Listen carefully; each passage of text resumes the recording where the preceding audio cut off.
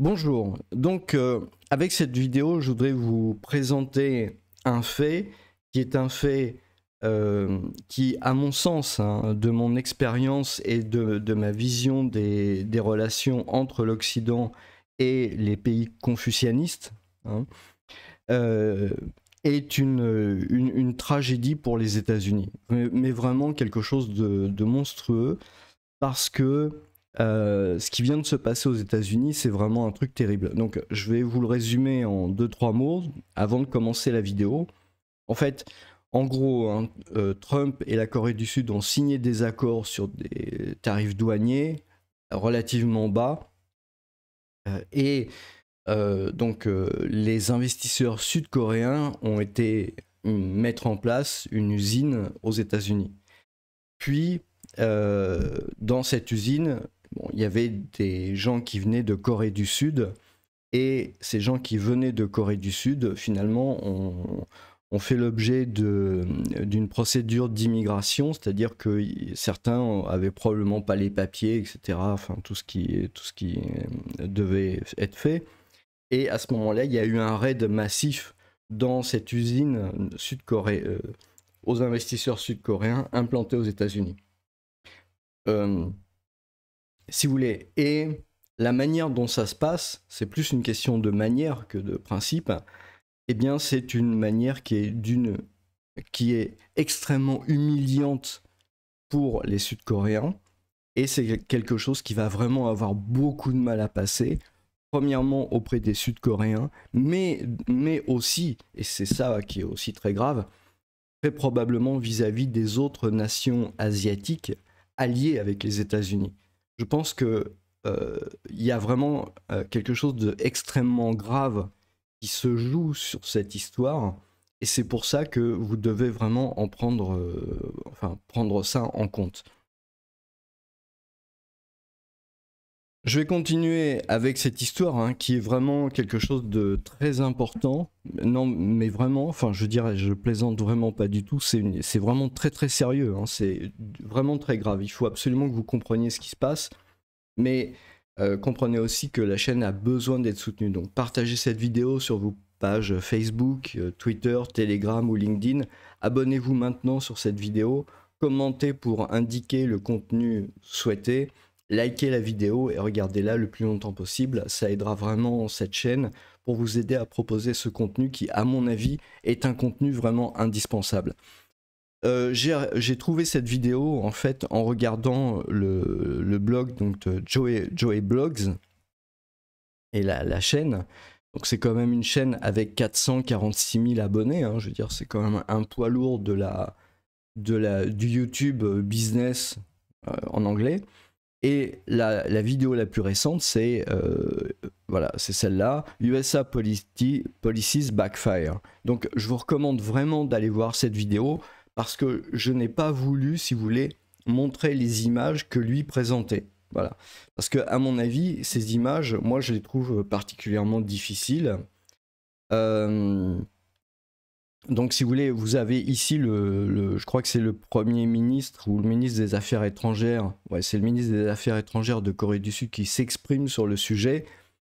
Et si vous voulez, vous avez une explication là sur la chaîne, hein, de cette personne, de Joey Blogs, où il explique voilà, les niveaux de tarifs, il explique aussi les investissements de Corée du Sud qui sont très importants aux États-Unis, hein. Vous avez Samsung, vous avez Hyundai, etc. Donc c'est vraiment des très grands noms. Donc on n'est pas sur du petit argent là, on est vraiment sur des grosses masses d'argent. Les Coréens du Sud ont vraiment fait beaucoup d'efforts pour aller investir aux États-Unis, si vous voulez. Et donc ça c'est le premier volet de l'affaire. Et le deuxième volet de l'affaire, c'est donc je vais vous montrer une image. C'est voilà, vous avez des Sud-Coréens qui sont arrêtés en fait par la police. Et vous en avez certains qui vont même jusqu'à se mettre à l'eau pour éviter ça. Vous voyez ici des cars militaires avec vraiment des voitures quasi en mode militaire. On voit ici une Jeep. Donc c'est vraiment du sérieux, quoi. Il y a vraiment une chasse aux migrants illégaux. Le seul problème, c'est que voilà, ça se fait comme ça. Enfin, je veux dire, vous avez ce genre de choses-là aux États-Unis. Hein, les gens sont carrément enchaînés comme ça, de cette manière-là. Et si vous voulez, c'est quand vous installez une entreprise, à l'étranger, eh ben nécessairement, vous devez envoyer au départ des gens pour pouvoir mettre en place l'entreprise. Je veux dire, ça c'est tout. Dans tous les pays, c'est pareil. Quand les Français veulent aller construire une usine quelque part, ils vont envoyer du personnel français pour aller mettre au point le truc. Le seul, le seul truc qui se passe, en fait, c'est que là, vous avez ce qu'il faut bien comprendre, hein, parce que c'est important dans la compréhension de ce qui se passe dans ces pays-là.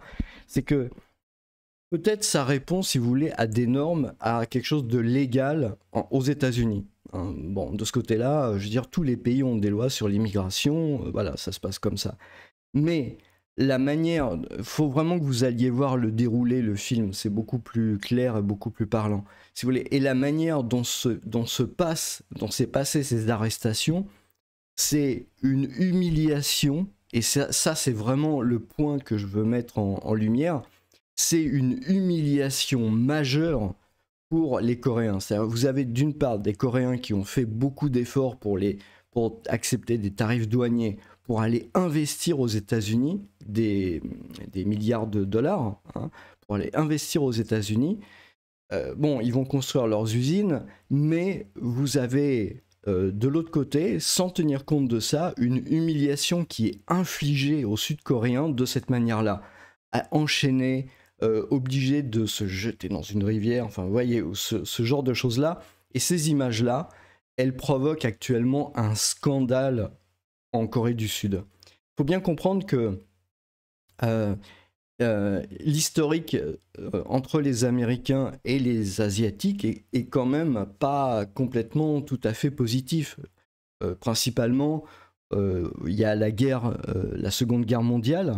Hein, je pense que voilà, avec les Japonais, avec la conclusion qu'on connaît, et les Japonais ne sont pas, comment dire, c'est comment dire, au niveau de l'utilisation de l'arme atomique, c'est quelque chose qui, on le comprend, hein, pose encore débat à l'heure actuelle. Et je dis ça de manière, voilà, on est sur YouTube. Mais durant la guerre de Corée, dans les années 50, hein, là encore, il y a eu vraiment des problèmes. Et il y a un antagonisme avec la Chine, etc. Il y a eu le comportement aussi des Américains avec les Chinois pendant la construction des rails, etc. Donc, il y a vraiment pour moi, il y a vraiment une erreur. Enfin, c'est pas, c'est plus qu'une erreur. Hein, c'est vraiment un incident d'une gravité extrême parce que ces images d'humiliation des Sud-Coréens aux États-Unis font nécessairement ressortir à la surface de beaucoup d'Asiatiques du continent les images des humiliations précédentes. Et ça, c'est quelque chose qui est, à mon avis,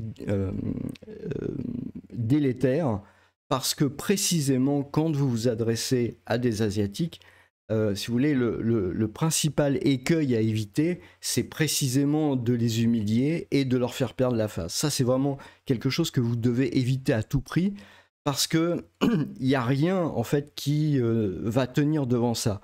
Ça veut dire que le risque, il n'est pas seulement économique. C'est ça qu'il faut bien comprendre. Hein. C'est pas seulement un risque économique, ça peut être aussi un risque d'alliance de manière plus globale. Cet incident-là, c'est un incident d'une gravité extrême, parce qu'on vous avez d'un côté des Asiatiques qui ont fait des concessions, et de l'autre qui se retrouvent humiliés comme ça en première page des médias, enfin devant les médias. Et c'est vraiment là, c'est vraiment une faute très très grave. Alors, Bon, encore une fois, il y a des textes, il y a des textes de loi dans les pays occidentaux, c'est vrai, mais il y a probablement des manières différentes de traiter ce genre de sujet. Et là, la manière dont ça se produit, la manière dont c'est présenté, vous comprenez bien, c'est plus une question de forme que de fond. Le problème là, c'est que ça va être absolument délétère, terrible pour l'image des États-Unis dans tous ces pays.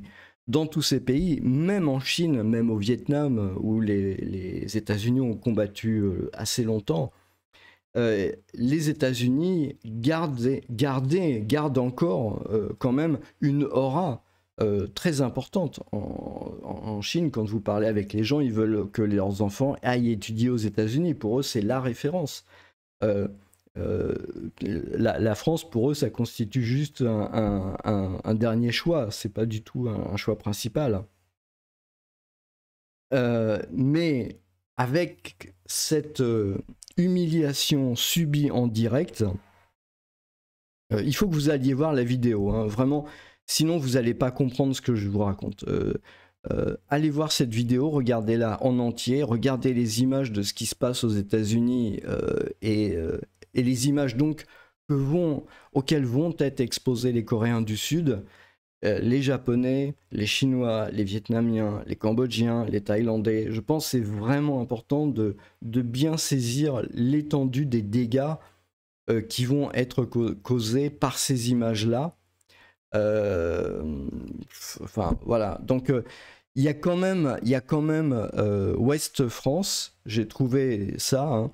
Vous voulez notre argent, mais pas de nous, la colère des Sud-Coréens contre les États-Unis. Arrestation de 350 salariés d'une usine sud-coréenne installée aux États-Unis a scandalisé Séoul et déstabilise les investisseurs. Je vous le dis très clairement, j'avais eu l'occasion peut-être de l'écrire il y a pas mal d'années, mais il faut bien comprendre que vous avez dans cette zone-là du monde une philosophie qui est partagée par tous ces pays, c'est-à-dire la Corée, que ce soit du nord ou du sud, le Japon, la Chine, vous avez une très forte philosophie confucianiste qui est implantée dans ces pays-là. Garder la face, ne pas humilier les gens, c'est quelque chose d'absolument fondamental. C'est vraiment le point que auquel vous devez veiller en premier. Je pense par exemple, bon, je fais une petite digression, mais vous allez voir que c'est pour vous faire comprendre en fait l'état d'esprit. Il y a souvent, ça arrive, disons qu'il y a des Français, je parle pour mon pays, des gens qui sont un peu inconséquents, qui ont l'habitude en France de plaisanter et peut-être de vouloir rabaisser les gens en faisant des plaisanteries ou des choses comme ça. C'est des choses qui peuvent passer en France parce que ça fait partie de la culture. Mais si vous avez le malheur de faire ça en Asie, vous allez vous attirer des ennemis, mais vous ne pouvez pas faire pire pour vous attirer des ennemis que de faire des plaisanteries stupides localement. Vous voyez, de faire perdre la face, d'humilier quelqu'un avec une plaisanterie, c'est probablement une des pires choses que vous puissiez faire contre vous-même. Et il y a beaucoup, non, c'est pas vrai, il y a des Français qui comprennent pas pourquoi ils se font rejeter, pourquoi ils se font avoir en Asie. Mais souvent, c'est parce que c'est des gens qui comprennent pas cet aspect-là, que l'aspect de la face, c'est particulièrement important. Il faut comprendre aussi que même si cette zone du monde est devenue particulièrement développée ces dizaines dernières années, ça n'a pas toujours été le cas. Ça veut dire pendant très longtemps, en fait, depuis maintenant 100 ans, 200 ans, ils sentent quelque part le poids, on va dire, de l'Occident. Hein. Ça a été d'abord les Anglais, puis ensuite, bah, évidemment, ça a été les Américains. Et c'est quelque chose voilà, qui passe plus ou moins bien. Mais ce genre de situation n'est propre qu'à réveiller en fait les rancœurs du passé. Et c'est un passé qui n'est pas oublié. C'est vraiment un passé qui n'est pas oublié. Écoutez bien et retenez bien ce que je vais vous dire, surtout si vous allez dans ces zones-là. Comprenez bien que, déjà pour un Asiatique, c'est un peu comme un Français qui est jamais sorti de France. Je veux dire, un Gaijin, un Larwai, un Occidental, ils se ressemblent tous. Et ils ont beaucoup de mal à faire la différence entre un Américain et un Français, ou un francophone qui vient d'Europe ou du Canada. Vous voyez ce que je veux dire? Donc, bon, vous avez déjà un peu cette problématique. Donc, voilà, il faut faire attention. Mais c'est pas tout. Le point principal sur lequel je veux insister, il faut que vous ayez cette compréhension nécessaire du monde, parce que c'est ma façon de voir les choses, elle n'est pas partagée par, j'imagine, la plupart des experts en sinologie et du monde asiatique. C'est que vous pouvez très bien avoir demain un renversement d'alliance entre la Chine, la Corée, le Japon, Taïwan et tous ces gens-là, suite à ce type d'incident. Un incident tel que c'est... Allez voir la vidéo, parce que si vous ne voyez pas la vidéo, vous n'allez pas comprendre ce que je vous raconte. Allez voir la vidéo, allez voir les images de ce qui s'est passé aux États-Unis. C'est une humiliation majeure pour les Sud-Coréens, mais pas seulement pour eux en fait, pour aussi les Asiatiques. Et donc si vous voulez, c'est vraiment un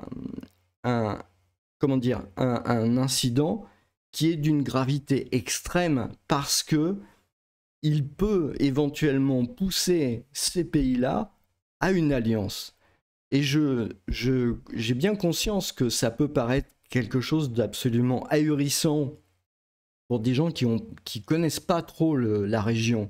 C'est-à-dire les Japonais, les Chinois, il y a une histoire, il y a les guerres, il y a ce genre de choses-là, il y a eu des choses terribles qui se sont passées entre ces pays-là. On est tout à fait d'accord. Mais une humiliation de ce type-là, c'est quelque chose qui est difficilement supportable pour cette région-là du monde, pas seulement pour les Sud-Coréens. Quand les Chinois regardent ça, quand les Japonais regardent ça, il y a déjà eu des problèmes dans les îles à Okinawa, où les gens n'étaient pas contents, mais dites-vous bien que quand les Japonais voient ce qui se passe avec ces Sud-Coréens, ça leur rappelle des choses. Quand les Chinois voient ce qui se passe aussi avec ces Sud-Coréens, et pourtant, le moins qu'on puisse dire, c'est qu'a priori, ils affichent pas une alliance certaine. Ça rappelle des choses aux Chinois. Je voudrais quand même aussi vous signaler qu'il n'y a pas très longtemps, il y a eu des réunions entre les Chinois, les Sud-Coréens et les Japonais au sujet des tarifs de Trump, pour voir comment ils pouvaient s'entendre. Ne croyez pas, et c'est ça le message, je pense, important de cette vidéo, hein, mais ça a des conséquences évidemment dans votre vie quotidienne d'expatrié. Ne croyez pas que la manière dont sont articulées les alliances actuellement en Asie sont destinées à être gravées dans le marbre. C'est précisément une zone dans laquelle ce genre d'accord n'est jamais gravé dans le marbre, jamais.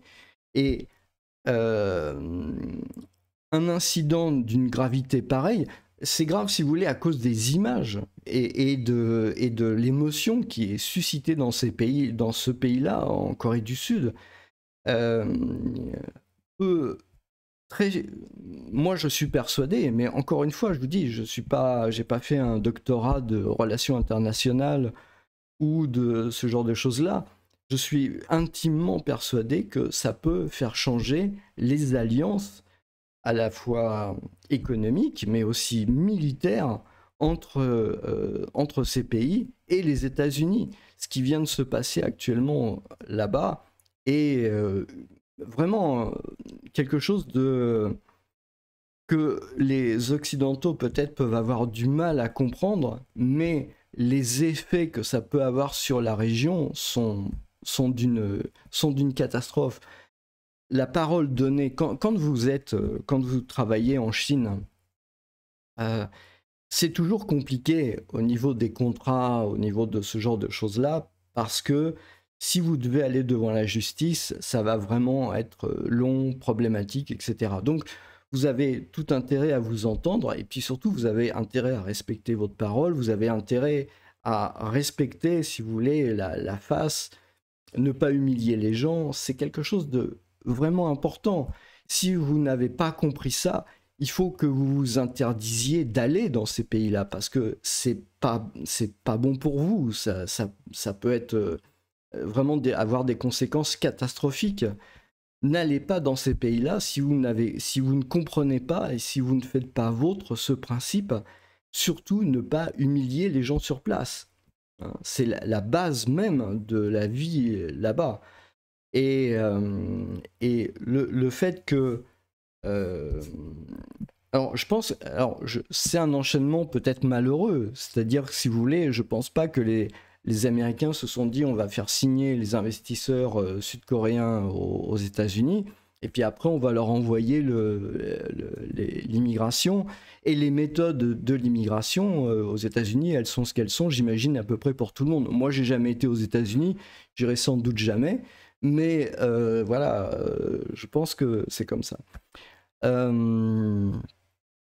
Mais c'est, encore une fois, en Asie, l'affichage, ce qui est rendu public, a plus d'importance, si vous voulez, que quelque chose de plus profond. Et c'est principal. Enfin, je veux dire, c'est pas quelque chose que vous pouvez traiter à la légère. C'est vraiment quelque chose de principal.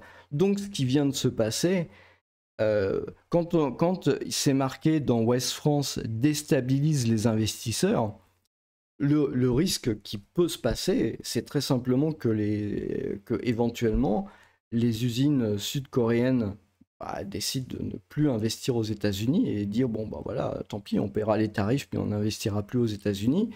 Un boycott des produits américains en Corée, mais pas seulement en Corée, ça peut vraiment se propager à l'Asie. Ça peut faire de l'Asie de l'Est une zone qui peut devenir éventuellement étanche aux États-Unis. Ce qui vient de se passer aux États-Unis est d'une gravité extrême, si vous voulez. D'un côté, vous avez un affichage de bonnes relations, et de l'autre côté, vous avez une humiliation publique qui arrive juste derrière. On ne peut pas faire pire dans des relations avec ces pays. On ne peut pas faire pire. C'est pas possible. C'est vraiment pas possible. Les risques à court terme, c'est des risques économiques, d'investissement, etc. Le risque aussi de voir au niveau économique la région qui avait déjà commencé à des pourparlers, finalement faire bloc contre les États-Unis. Ça, c'est vraiment quelque chose qui est éminemment possible, parce que, encore une fois, ça va rappeler à tous les gens de cette région. Il y a quand même, en Chine, il y a 1,4 milliard de personnes. Le Japon, c'est 120 millions. La Corée, c'est aussi pas mal de gens. Donc, au total, vous avez peut-être 2 milliards de personnes dans la zone qui sont concernées et qui, du jour au lendemain, vont prendre conscience que ils ne sont... que les États-Unis viennent de leur faire perdre la face de la manière la plus humiliante qui soit. Mais je veux dire, vraiment, c'est vraiment terrible. Et donc, à ce moment-là, vous pouvez très bien avoir une zone. Je veux dire, la Chine peut très bien soit laisser tomber les BRICS, soit étendre les BRICS justement à toute cette partie-là de l'Asie. Et vous pouvez avoir vraiment une économie. Et même Taïwan, même Taïwan, qui pourtant est évidemment dans la situation qu'on connaît avec la Chine, peut-être quelque part, il peut y avoir un accord de la Chine populaire, éventuellement avec Taïwan, suite à ce qui vient de se passer aux États-Unis. Je pense les Occidentaux se rendent probablement pas compte à quel point cet incident est un incident d'une gravité extrême.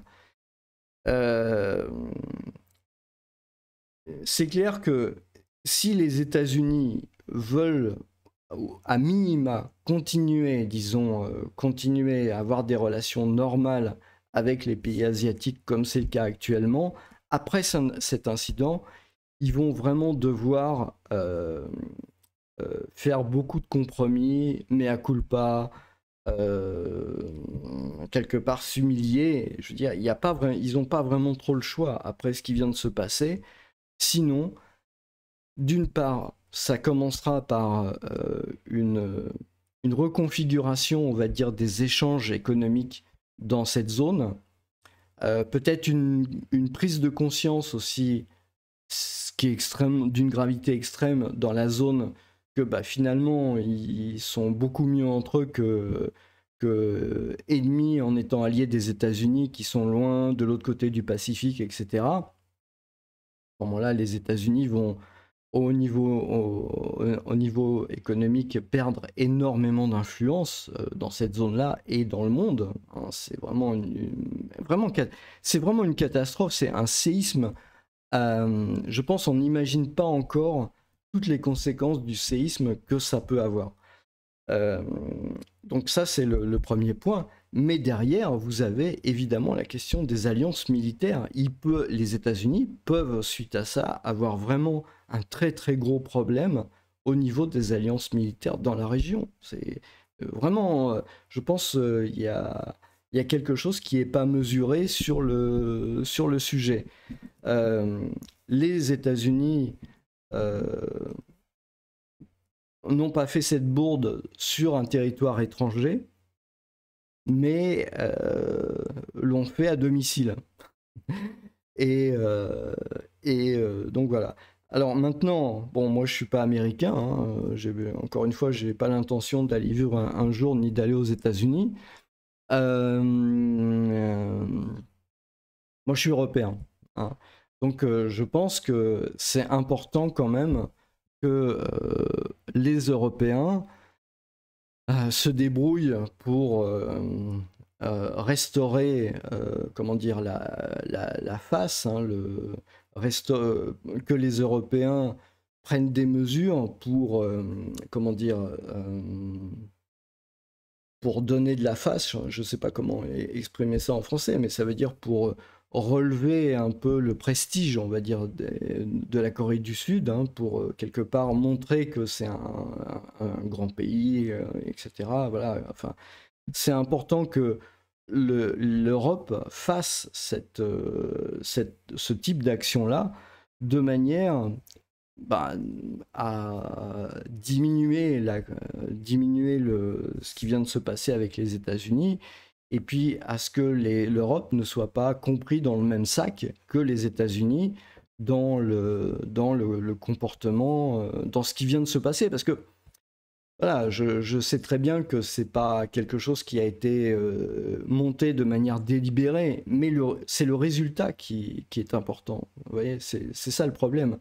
Donc c'est important que les Européens, et pour le coup comme je suis européen, ne soient pas mis dans le même sac que les États-Unis et fassent en sorte pour que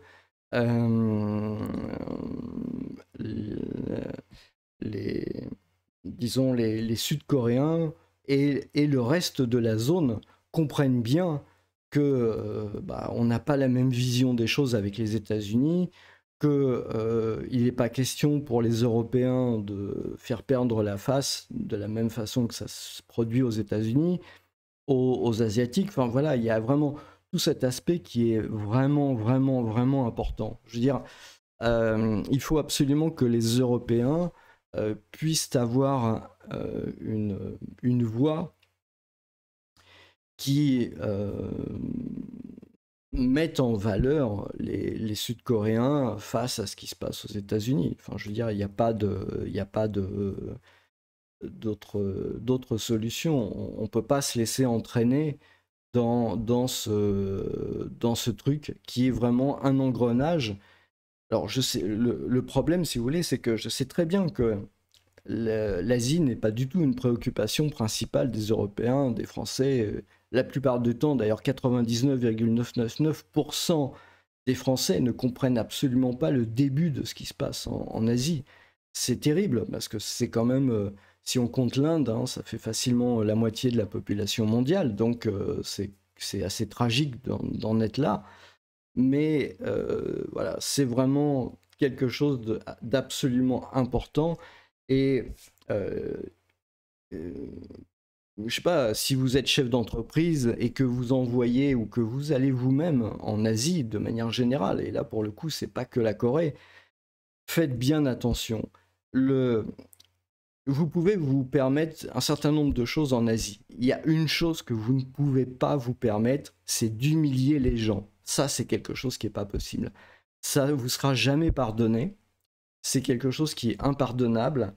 Et vous allez faire échouer tous vos projets et vous allez vous mettre vous-même en risque. Que ce soit vous qui fassiez une erreur, que ce soit vos subordonnés, faites attention. Quand vous envoyez des gens, alors c'est d'autant plus vrai pour des gens qui sont peut-être plus jeunes, qui sont moins dans la retenue, etc. Hein. Si jamais vous avez le moindre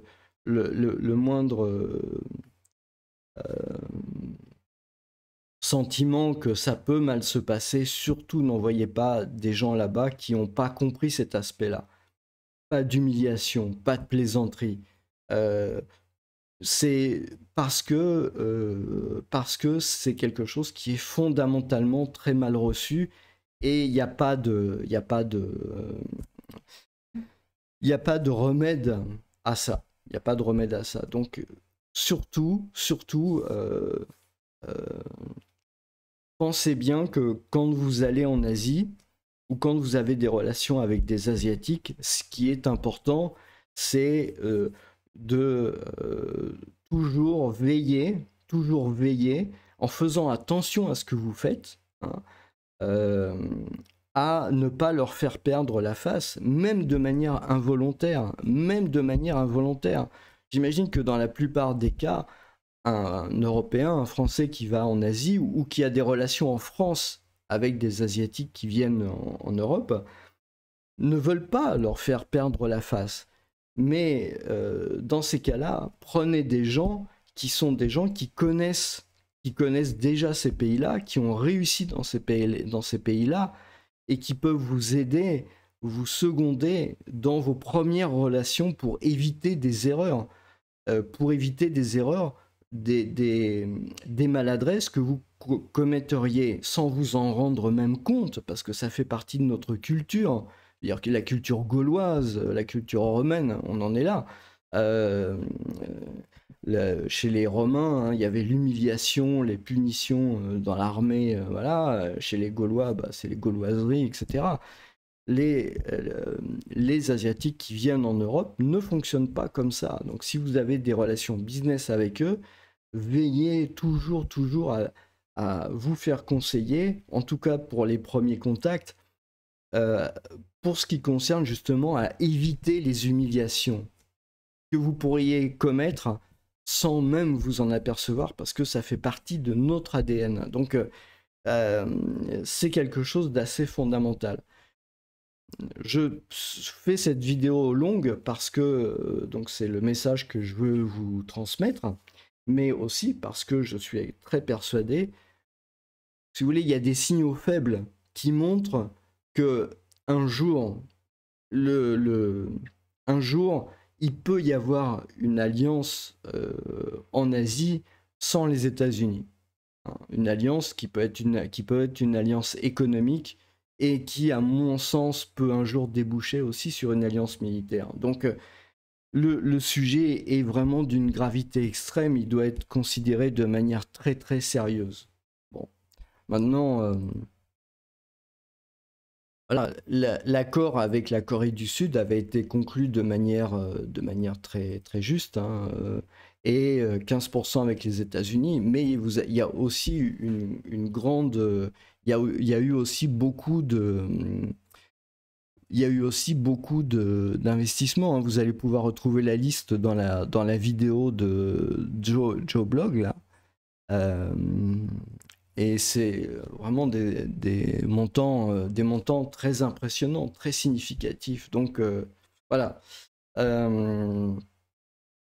N'hésitez pas, hein, n'hésitez pas à commenter cette vidéo, me dire ce que vous en pensez. J'attends vraiment vos réactions avec impatience. S'il y a des choses que vous avez du mal à comprendre, je veux bien expliquer. Euh, mais je vous en supplie, si vous avez des relations avec les Asiatiques, n'oubliez pas que si vous êtes français, il y a d'autres Français qui vont aller en Asie après vous, qu'il y a d'autres Français qui vont vouloir faire du business, éventuellement. Et donc, quelque part, la manière dont vous vous comportez, eh bien, rejaillit en fait sur tous les gens qui ont la même nationalité. Je veux dire, et pour le coup, au-delà même de nos différences politiques, culturelles, etc., c'est vraiment quelque chose qui est vraiment très important. N'oubliez jamais, quand vous êtes en Asie, hein, en Asie et en particulier dans l'Asie, disons, confucianiste, euh, c'est important de ne pas faire perdre la face, même involontairement, à vos interlocuteurs. Parce que sinon, vous allez vous en faire des ennemis à vie. Enfin, je veux dire, vraiment, il y aura vraiment une rancœur tenace et vous pourrez pas remédier à ça. Et donc, il y a beaucoup d'Occidentaux qui s'étonnent pourquoi leur commerce ou leur business périclite en Asie, parce qu'ils comprennent pas ce genre de choses-là. Et donc, voilà. Bah écoutez, hein, je vous remercie et je vous souhaite une bonne journée, mais surtout, retenez bien cet incident et ces conseils. Je vous assure que c'est vraiment important. Voilà, je vous remercie, bonne journée.